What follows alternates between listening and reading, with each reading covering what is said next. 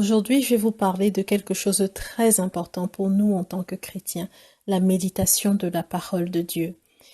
La Bible nous dit dans Josué 1 au verset 8 que ce livre de la loi ne s'éloigne point de ta bouche.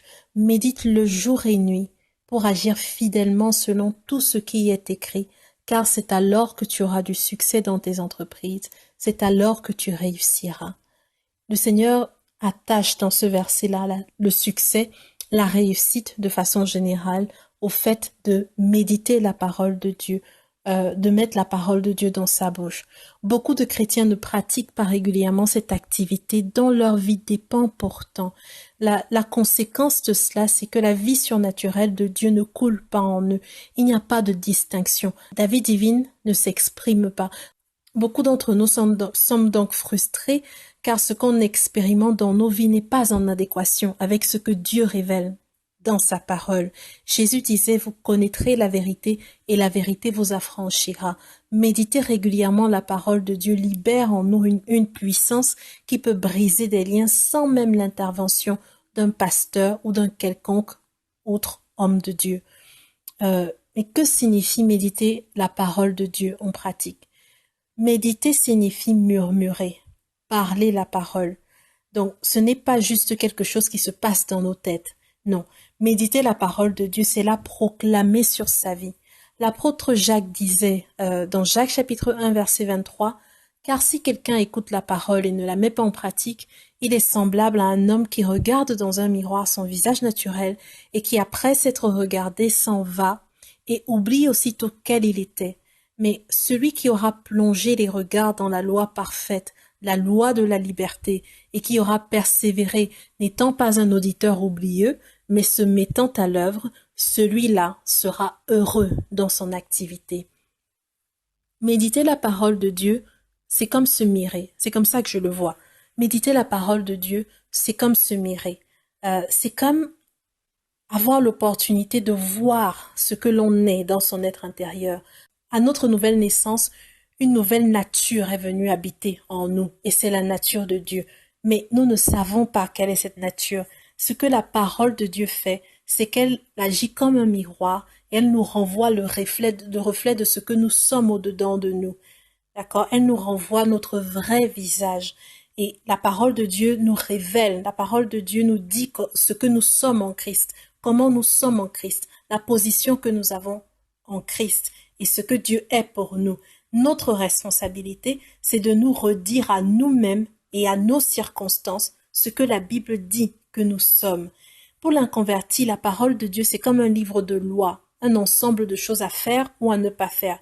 Mais pour nous qui sommes en Christ et qui avons reçu la nature de Dieu, la parole de Dieu est comme un révélateur des lois que Dieu a inscrites en nous. Ces lois ne sont pas loin de nous, ces lois sont au-dedans de nous. Et à chaque fois qu'on plonge et regarde dans la parole de Dieu, en fait, on a l'opportunité de voir les lois que Dieu a déjà écrites en nous. Maintenant, notre responsabilité, c'est de recevoir cette révélation et d'y croire pour pouvoir manifester la gloire de Dieu qui est déjà cachée en nous. Donc, méditer la parole de Dieu doit être comme un mode de vie, une habitude. C'est impossible de vivre une vie chrétienne victorieuse et épanouie tant que nos pensées ne sont pas renouvelées et conformes à la pensée de Christ. Et j'allais dire autre chose, c'est que c'est très important lorsqu'on médite la parole de Dieu de l'accueillir en nous-mêmes comme étant la vérité et comme étant la source de notre salut. Beaucoup s'approchent de la parole de Dieu pour avoir une information, mais aucune transformation ne s'opère dans leur vie. Pour expérimenter une réelle transformation, il faut impérativement apprendre à recevoir la parole de Dieu comme la vérité et à rejeter tout mensonge. Je prends un exemple. La Bible nous dit dans Colossiens au chapitre 1, verset 12, « Rendez grâce au Père qui vous a rendu capable d'avoir part à l'héritage des saints dans la lumière, qui nous a délivrés de la puissance des ténèbres et nous a transportés dans le royaume du Fils de son amour. » Ces versets bibliques, comme un miroir, nous donnent pas mal d'informations sur nous-mêmes et sur notre être spirituel. Ce verset nous révèle par exemple que Dieu a un héritage pour nous, que Dieu nous a personnellement rendus capables de prendre en possession cet héritage, que nous avons été délivrés de la puissance des ténèbres, c'est quelque chose qui est déjà fait, et aussi ce verset nous révèle que nous faisons maintenant partie du royaume de Jésus-Christ. Jusque-là, ce ne sont que des informations. Maintenant, notre responsabilité, c'est d'accueillir ces informations dans notre cœur et les laisser nous confronter et détrôner toutes les idées mensongères que nous avions jusque-là sur nous-mêmes et sur notre position en Christ. Le but, c'est d'établir la vérité au-dedans de nous. Et ça passe par le fait de contempler ces paroles, de méditer sur ces paroles, de murmurer ces paroles, de proclamer ce que Dieu nous a appris sur nous-mêmes. Cet exercice est déterminant pour marcher dans la victoire. Dieu lui-même nous ordonne expressément de le faire nuit et jour, c'est-à-dire constamment. Et parce que Dieu sait, Dieu nous demande de faire ça parce qu'il sait pertinemment que sans cela, c'est très compliqué de tenir en face des ruses de l'ennemi. Et oui, nous sommes en Christ, mais nous avons contre nous un adversaire extrêmement rusé, expert dans l'art du mensonge, professionnel avisé, avec plus de 6000 ans d'expérience avec l'homme. Donc voilà quoi, c'est pas n'importe qui qu'on a face à nous. Et donc prenons au sérieux les recommandations que Dieu nous donne. Dieu dit, tu méditeras ma parole jour et nuit. Ce n'est que comme ça que tu auras du succès dans tes entreprises. C'est comme ça que tu réussiras. La Bible nous dit, confie-toi de tout ton cœur en l'Éternel et ne t'appuie pas sur ta propre sagesse. Le fait est que beaucoup de chrétiens espèrent s'en sortir et s'épanouir dans leur vie sans respecter cette recommandation divine spécifique. C'est juste impossible. Ne soyons pas trop sages à nos yeux. Méditer, murmurer, confesser, proclamer la parole de Dieu, c'est un exercice que nous devons faire quotidiennement parce que notre vie en dépend. L'homme ne vivra pas de pain seulement, mais de toute parole qui sort de la bouche de Dieu. Voilà. Donc que Dieu nous aide. Alors voici un exemple de confession biblique qui se base, que moi je fais par exemple, sur la base des versets que j'ai lus dans 1 Corinthiens 1, chapitre 1, verset 13, 12 à 13. Donc, c'est de ces façons que moi je confesse ces paroles sur ma vie afin de corriger mon système de pensée de façon à ce que mes pensées s'alignent sur ces informations que la Bible me donne sur moi-même et que véritablement une transformation s'opère dans ma vie. Voici ce que je vais confesser sur la base de la révélation que me donne Colossiens 1. J'ai un héritage en Christ. Je ne suis pas déshéritée. Je ne suis pas pauvre. Christ s'est fait pauvre pour que je sois enrichi. Un héritage m'est réservé en Christ. Je suis enfant de lumière. Je marche dans ton royaume de lumière aujourd'hui, car Jésus-Christ a détruit le pouvoir du royaume de Satan sur ma vie. Le pouvoir des ténèbres a été détruit, anéanti, et je suis libre. Je ne suis plus sous la domination de Satan et de ses agents.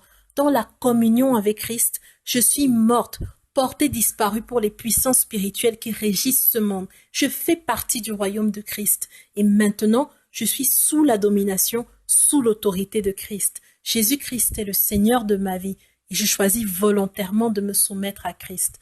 Tous les agents des ténèbres qui opéraient dans l'ombre pour me garder dans la captivité et détruire ma vie ont été démasqués.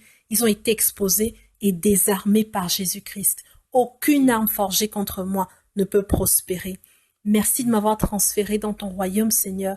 J'appartiens au royaume de lumière. Je suis éclairé. Mon chemin est comme la lumière resplendissante dont l'éclat va croissant jusqu'à ce que le plein jour soit établi. Je suis moi-même lumière du monde. Au nom de Jésus. Merci, Seigneur. Amen. Donc voilà comment je transforme ces confessions. Bien sûr, à force de lire la parole de Dieu et à force de passer du temps, ces confessions se sont enrichies. C'est-à-dire que j'ai utilisé non seulement Colossiens 1, versets 12 à 13, mais j'ai utilisé pas mal d'autres ressources que la Bible me donne, pas mal d'autres informations qui sont relatives à peu près au même thème. Et ça enrichit mes confessions. De façon régulière, je proclame ces paroles, je médite ces paroles. Le matin, je reviens dessus. Je me le dis à moi-même. Je le redis constamment à moi-même. Quand il y a une circonstance qui arrive dans ma vie et qui n'est pas conforme à cette parole, je parle à cette circonstance. Je lui rappelle ce que Dieu dit de moi. Et voilà comment je suis fortifiée. Voilà comment je suis équipée. Voilà comment la foi grandit en moi. Et par cette foi, je suis capable de saisir ce que Dieu a pour moi dans le monde spirituel. La Bible déclare que nous avons été bénis de toutes sortes de bénédictions spirituelles dans les lieux célestes en Christ Jésus. Mais ces bénédictions, c'est par la foi qu'on s'en empare. Et cette foi, elle vient de la parole de Dieu. Mais c'est pas juste la parole qu'on a comme une information, mais c'est la parole qui nous est révélée pendant qu'on est en train de méditer dessus, pendant qu'on cherche à comprendre, pendant qu'on la reçoit et pendant qu'on la laisse opérer, transformer nos vies. Voilà. Donc je prie vraiment que le Saint-Esprit nous aide véritablement à comprendre la puissance et l'importance de la méditation de la parole de Dieu dans nos vies et qu'il nous aide à être plus diligents dans ce domaine et à faire de la méditation de la parole de Dieu une habitude quotidienne. Au nom de Jésus. Amen. Soyez bénis.